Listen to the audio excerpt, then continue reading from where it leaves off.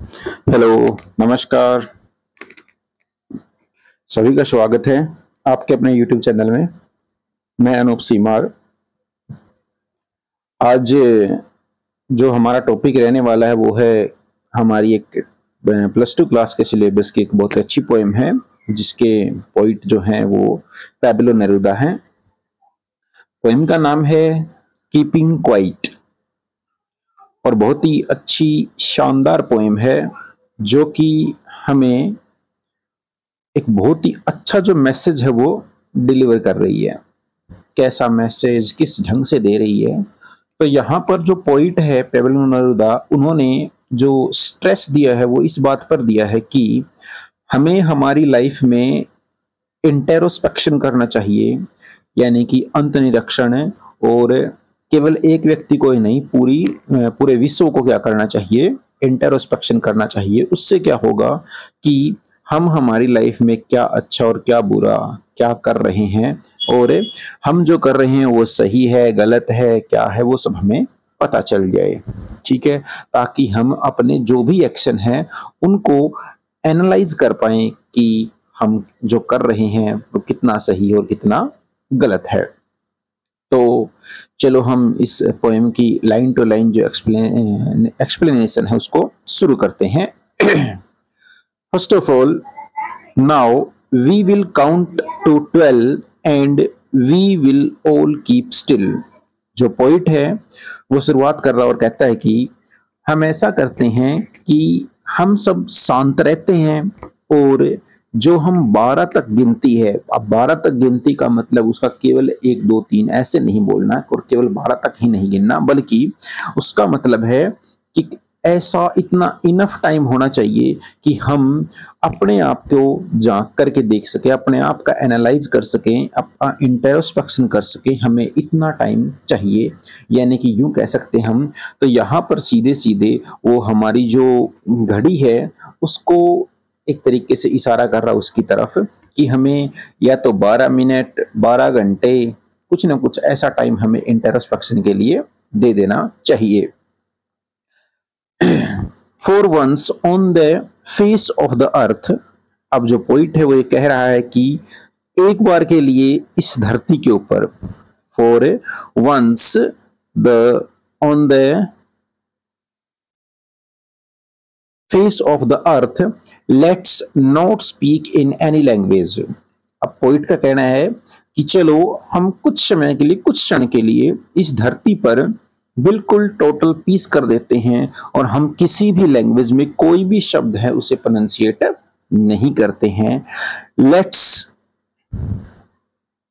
Let's stop for 1 second, और हम कुछ क्षण के लिए रुकते हैं। And not move our arm so much, और अपनी जो बाजुएं, बाँ यानी कि हमारे हाथ पांव जो भी हैं उन सबको हिलाना हम कुछ समय के लिए बिल्कुल मूव नहीं करेंगे, उसको बिल्कुल स्टेबल रखेंगे। जिससे क्या होगा कि जो साउंड्स हैं वो होना बंद हो जाएंगी। नेक्स्ट जो पॉइंट है वो बता रहा है कि it would be an exhausted moment. ये जो क्षण होगा ना वो बहुत ही शानदार क्षण होगा, मतलब बड़ा रोमांचकारी होगा, एग्जॉस्टेड होगा, मजा आएगा जिसके अंदर। विदाउट रश, किसी तरह का कोई शोर नहीं होगा। विदाउट इंजन, किसी तरह की कोई इंजन की आवाज नहीं होगी। We would all be together, और अब हम सब क्या करेंगे, साथ, बिल्कुल हम एक साथ मिलकर के फिर इसको निर्माण करेंगे, इसको देखेंगे, और एक साथ हम सब शांत हो जाएंगे। इन ए सडन स्ट्रेंजनेस, एकदम से अजीब सा माहौल, यानी कि यूं कह सकते हैं कि एकदम विचित्रता में हम पूरी दुनिया को घेर देंगे। एकदम अचानक से बिल्कुल क्या हो जाएगी, टोटल पीस हो जाएगी। फिर वो पोइट कहता है कि अगर ऐसा हुआ तो किस किस को क्या क्या करना पड़ेगा, कौन क्या क्या करेगा। पोइट उसकी तरफ अब जा रहा है, और कौन क्या करेगा वो पोइट हमें डिस्क्राइब करने की कोशिश कर रहा है। और पोइट कह रहा है कि fisherman fisherman in the cold sea would not harms well. जो फिशरमैन है वो अब केवल और केवल अपने लालच के लिए इतनी सारी व्हेल मछलियों को क्या नहीं करेगा, नुकसान है नहीं पहुंचाएगा। यानी कि अपने यूज के लिए जितनी उसको चाहिएगी केवल उतना ही वो क्या करेगा, उनका शिकार करेगा, फिशिंग करेगा। And the man gathering salt, और जो व्यक्ति इस दुनिया में जो सॉल्ट लेक होती है उनके अंदर जो काम कर रहा है वो, क्योंकि जब नमक में काम करते हैं तो लगातार नमक में काम करने की वजह से हमारे हाथ पांव काफी जगहों पर जहां पर थोड़ा बहुत भी अगर कोई कट लग जाए, चोट लग जाए, तो जो घाव है वो नमक की वजह से और भी ज्यादा फैलता हुआ चला जाता है। तो पोइट कह रहा है कि would look at his hurt hands, तो जो व्यक्ति है, जो साल्ट गैदरिंग पर्सन है, वो अपने हाथों को देख पाएगा, अपने आप को ठीक करने के बारे में वो सोच पाएगा। तो जो पॉइंट है वो ये कहना चाह रहा है कि हमें कुछ समय के लिए अगर हम शांत रहेंगे तो हर कोई व्यक्ति अपना इंट्रोस्पेक्शन करेगा। और यहाँ पर उसने जो एग्जाम्पल दिया है, पहले फिशरमैन का दिया है, उसके बाद सॉल्ट गैदरिंग मैन का दिया है। नेक्स्ट जो है इसी पोएम के अगला स्टैंजा जो है, those who prepare green Wars, यानी कि दुनिया में ऐसे भी लोग हैं जो क्या प्रिपेयर करते हैं, ग्रीन वॉर्स। अब ग्रीन वॉर्स क्या होते हैं, मीन्स हम कह सकते हैं कि दुनिया है ना आज उस कगार पे पहुंच चुकी है कि हर कोई अपनी पावर शो कर रहा है। Wars with gas, Wars with fire. अब पॉइंट है ना वो कह रहे हैं कि युद्ध किसी भी तरह का हो सकता है, कैसी भी प्रेपरेशन हो सकती है, कैसा भी सामने वाला हमारे ऊपर अटैक कर सकता है, कि वो जो युद्ध है वो किसी भी तरह का हो सकता है। जैसे कि वो जहरीली गैसों का हो सकता है, वो बड़े बड़े जो हथियार है उनका हो सकता है, और हो सकता है बायो अटैक, जैसा कि अभी कुछ दिन में पहले कोरोना आया था, वो भी एक तरह का हम यूं ही कहेंगे कि वो बहुत बड़ी समस्या बन गई, वो युद्ध से भी बड़ी समस्या बन गई थी। तो ऐसे ही युद्ध किसी भी तरह का हो सकता है। वॉर प्रिपेयर करने वाले जो लोग हैं वो कुछ समय के लिए अपने आप को क्या करेंगे, देखेंगे, और युद्ध की जो प्रिपरेशन है या जो भी वो तैयारी कर रहे हैं, जो भी वो बना रहे हैं, बॉम्ब बना रहे हैं, क्या बना रहे हैं, उन सबको वो एक क्षण के लिए एनालाइज करेंगे कि वो कितना अच्छा काम कर रहे हैं और क्या कर रहे हैं। विक्ट्री विद नो सर्वाइवर, और यदि ऐसा हो और युद्ध कोई भी जीत जाए लेकिन अगर उसके अंदर कोई सर्वाइवर ही ना बचे तो उस कंडीशन में हम क्या करेंगे, would put on clean cloth. लेकिन जो पोइट वो ये कह रहा है कि हमें हमें क्या चाहिए, हम तो वो चाहते हैं कि जो पोइट है वो चाह रहा है कि दोनों साइड में सर्वाइवर काफी होने चाहिए। चुप। Victory with no survivor would put on clean clothes, और जब सर्वाइवर कोई ना बचे तो वो युद्ध का जीतना भी कोई फायदा नहीं। जैसे कि जो अशोक था, जो राजा अशोक था, उसने कलिंग का युद्ध जीता लेकिन लाखों लोग मारे गए, लाशें ही लाशें दिखाई दे रही थी, तो उसने सोचा कि मैं किन के ऊपर राज करूं। अब क्या लाशों के ऊपर राज थोड़ी किया जा सकता है। तो वैसे ही पोइट कह रहा है कि युद्ध में है ना सर्वाइवर तो काफी होने चाहिए, ऐसा नहीं होना चाहिए कि युद्ध है ना वो बिल्कुल विदाउट सर्वाइवर बच जाए।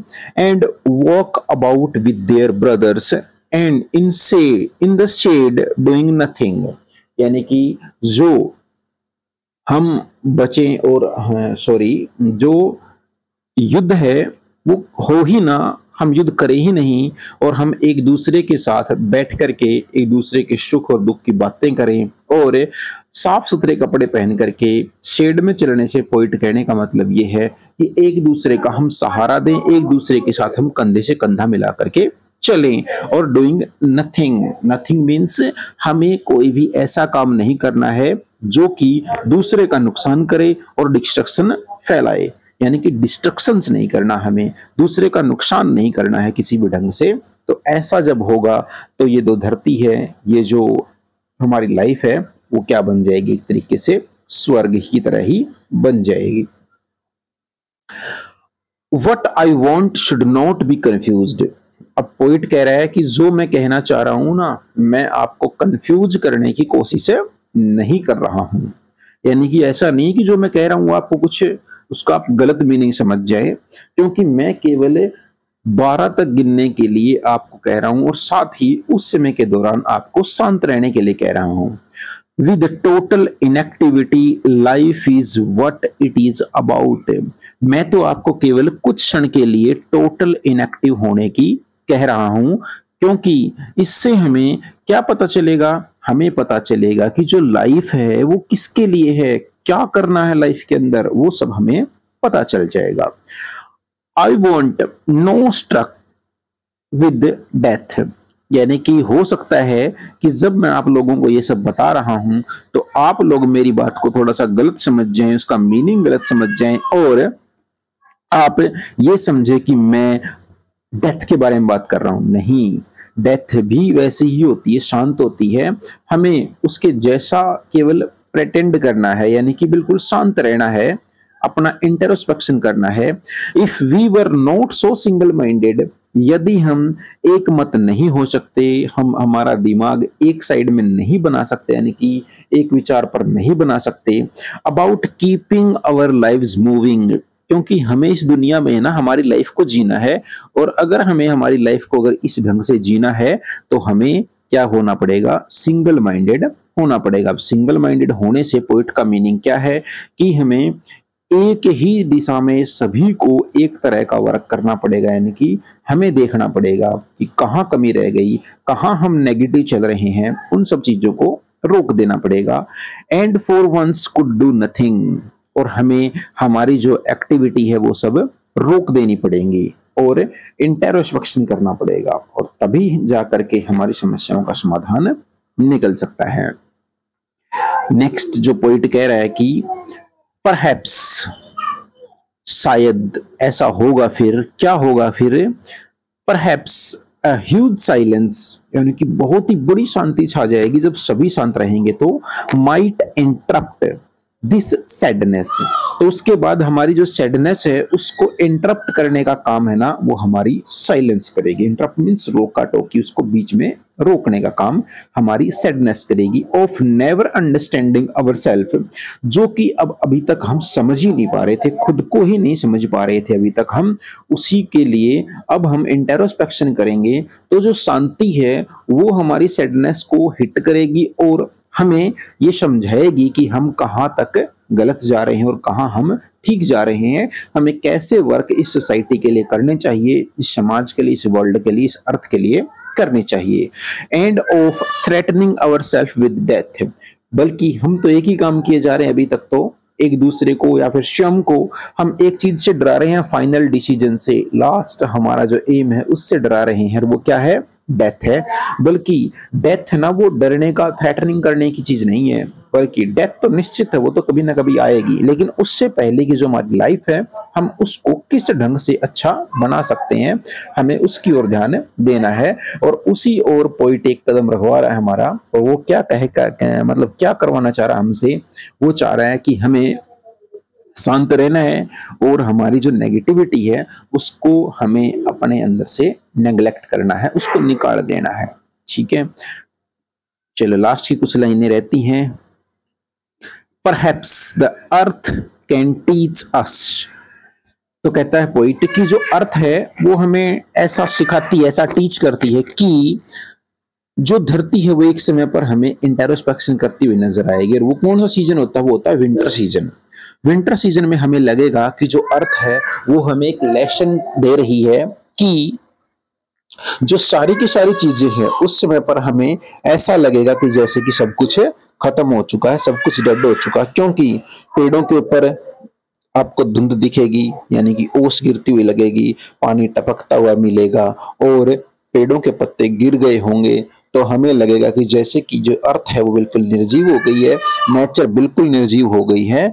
As when everything seems dead, और जब सब कुछ हमें मृत नजर आएगा, and later proves to be alive, और फिर उसके बाद कुछ क्षण के बाद ही जो अर्थ है, जो नेचर है, वो हमें एकदम से नए रूप में, एकदम न्यू एनर्जी के साथ हमें वो वर्क करते हुए, स्प्राउट करते हुए नजर आएगी। तो पोइट कहना चाह रहा है कि अर्थ ना वो भी कुछ समय के लिए क्या कर रही है, इंट्रोस्पेक्शन कर रही है, रुक रही है, क्योंकि जब हम कोई भी काम करते हैं और बीच बीच में गैप हम लेते हैं और हम रेस्ट करते हैं, तो इससे हमारी जो एनर्जी है वो क्या हो जाती है, रिफ्रेश हो जाती है, यानी कि हमारी जो एनर्जी है वो रिकवर हो जाती है। और हम उसके बाद बड़ा अच्छे ढंग से काम कर पाते हैं। तो जो पोइट है वो भी हमें कुछ ऐसा ही सिखाना चाह रहा है कि हमें इस अर्थ के बारे में सोचना है, कुछ समय के लिए रुकना है, एनर्जी को रिस्टोर करना है और वापस से इस धरती के लिए बहुत ही अच्छे से फिर काम करना है। लास्ट जो हमारी 2 लाइन है, now I will count up to 12। अब मैं आप लोगों के लिए 12 गिनता हूं। Keep and you keep quiet and I will go. और आप लोग शांत रहना और मैं चला जाता हूं। यानी कि पोइट कह रहा है कि आप लोग ऐसा करो कि है ना, काउंट अप 12 कर लो, यानी कि अभी अपना इंट्रोस्पेक्शन कर लो और अपने आप को शांत रखो, तब तक मैं चला जाता हूं, क्योंकि मैं भी आप लोगों को शायद डिस्टर्ब कर रहा हूं। तो ये हमारी जो पोएम थी कीपिंग क्वाइट, आशा करता हूं कि आप सभी लोगों को बहुत ही अच्छे ढंग से पसंद आई होगी। धन्यवाद। हमारे चैनल को शेयर, सब्सक्राइब, लाइक कीजिए। ठीक है, धन्यवाद सभी का।